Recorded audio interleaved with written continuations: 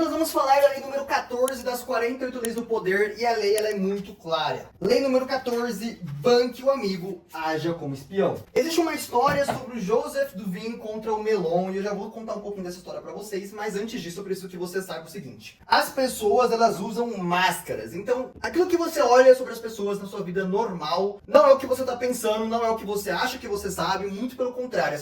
As pessoas elas vão esconder a parte mais essencial delas pra elas. Elas nunca vão te contar tudo. Então você precisa aprender a utilizar a tática de Talleyrand. Eu não sei se é assim que se pronuncia esse nome, mas o que ele fazia simplesmente era saber mais sobre a pessoa do que a pessoa saber sobre ele. Então quando ele entrava em uma conversa com uma pessoa, ele simplesmente deixava a pessoa falar, para ele conseguir colher o máximo de informações possíveis, para de repente no futuro, quem sabe, manipular as situações e conseguir com que os resultados fossem a favor dele. Então você precisa aprender a descobrir o que tem por baixo da máscara da pessoa. Cara, aprende isso. Toda pessoa que você vai lidar, seja no hospital, seja no trabalho, seja na vida, seja dentro da sua própria família, toda pessoa tem uma máscara. É a máscara que ela veste para aquele lugar. Se você bancar o amigo dela, mesmo que você até seja, mas se você for muito amigo dela em um momento informal e ela confiar em você, ela vai te mostrar o que está por baixo da máscara dela. Era isso que o Talleyrand fazia, é isso que nós vamos falar sobre a estratégia mortal no ponto número 5 e como você vai aplicar isso na prática, mas antes disso, você precisa entender o seguinte. Joseph Duvin, ele era um vendedor de obras de arte e ele queria que Melon, um cara muito rico da época, comprasse dele. Mas Melon sabia que Duvin era uma pessoa muito carismática e Melon, por ser um cara mais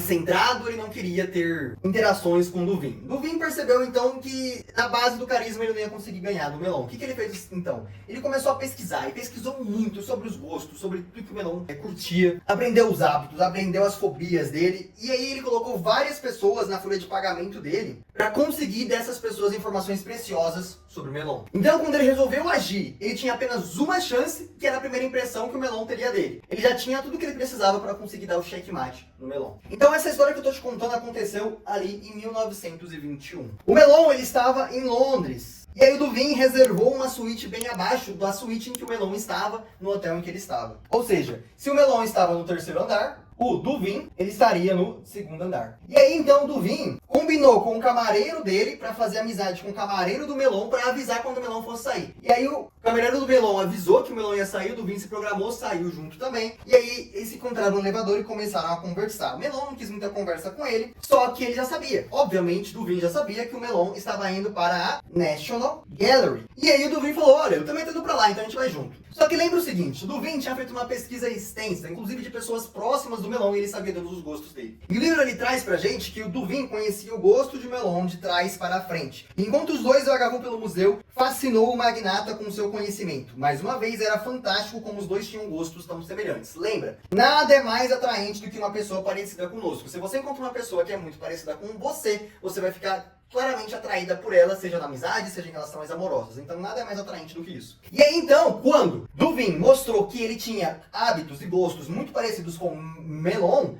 que não gostava dele por uma impressão errada que ele tinha, achou que ele poderia realmente estar errado. E aí começou a acreditar que o Duvin ele era dono de um gosto extremamente sofisticado. E aí quando ele volta para Nova York, o Melon visita a galeria de Duvin e se apaixona pela coleção de Duvin. Tudo que surpreendentemente parecia ser exatamente o que ele desejava colecionar. E pelo resto de sua vida, ele foi o melhor e mais generoso cliente de Duvin. Então, eu já falei quase praticamente tudo que você precisa saber, cara. Você precisa encontrar informações precisas das pessoas, você precisa entender que todo mundo tem máscara, você precisa saber o que está por baixo da máscara da pessoa, e não existe forma melhor do que você sendo amigo dela, não existe forma melhor do que você sendo uma pessoa parecida com ela, porque você já sabe os gostos dela, e não existe uma forma melhor do que você utilizar a tática de Talleyrand. A tática do Talleyrand é você falar menos sobre você e escutar a pessoa falar mais sobre ela. Então, o que você precisa saber? Primeira coisa, aplicar isso na sua vida. Ah, mas peraí, você pulou o número 5? Não, o número 5 tá aqui, ó. Tá aqui junto, nós vamos falar sobre ele. Pra aplicar na sua vida, você tem que pesquisar sobre as outras pessoas. Então, uma forma muito fácil de você pesquisar é se você abrir, por exemplo, o Instagram. Eu ia até pegar meu celular pra mostrar pra vocês. Você vai no Instagram da pessoa, você consegue ver o que ela republicou, você consegue ver quais são os posts delas, então você consegue entender qual é a forma que ela pensa, você consegue entender qual é a forma que ela age, o que aparece na For You dela, então você consegue entender várias coisas dela. O Instagram é um modo perigoso.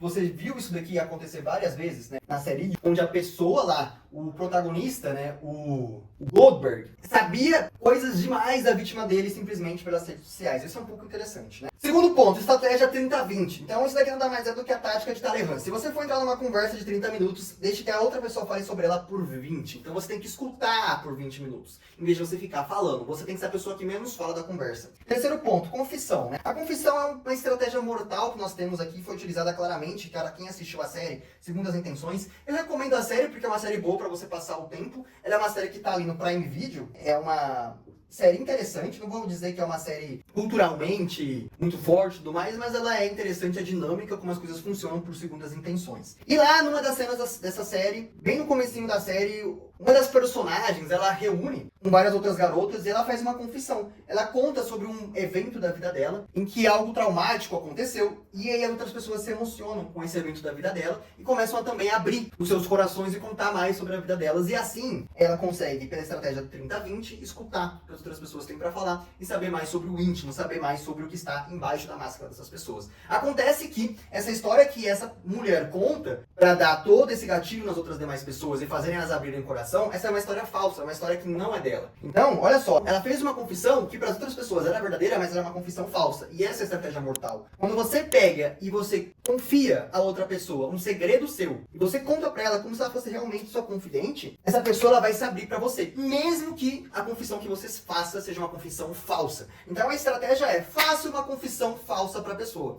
Essa pessoa vai sentir empatia de você, vai se sentir no dever também de fazer uma confissão pra você, e ela vai abrir o coração dela pra você. Detalhe, você precisa saber de tudo isso, não é pra você manipular as outras pessoas, é pra você evitar ser manipulado. Então, eu quero que você entenda o seguinte, quando você tá em uma conversa, se a outra pessoa te faz perguntas pra você saber mais sobre você, você tem que inverter o jogo. Você não pode falar muito sobre você, você tem que saber mais sobre ela. Você nunca vai pra uma conversa, você nunca faz amizade se você não pesquisa muito bem sobre a pessoa, tá bom? Eu sei que essa parte aqui é muito difícil, ninguém faz tudo isso aqui que eu tô falando, eu também não faço, mas é o nosso momento junto da gente aprender e aplicar isso na vida. Só que, o ponto crucial, quando alguma pessoa que seja sua amiga de longa data, ou seja sua amiga de curto prazo, ela te faz uma confissão para ela ganhar o seu apreço, você tem que suspeitar que pode ser uma confissão falsa. Você não pode acreditar de primeira que ela tá te fazendo uma confissão verdadeira. Preciso que você tenha isso muito claramente na sua mente. Porque se ela te fizer uma confissão, você vai se sentir obrigado a fazer uma confissão para ela e você vai contar algo íntimo da sua vida que você não pode contar, beleza? Você tem que saber mais sobre as pessoas do que as pessoas saberem mais sobre você.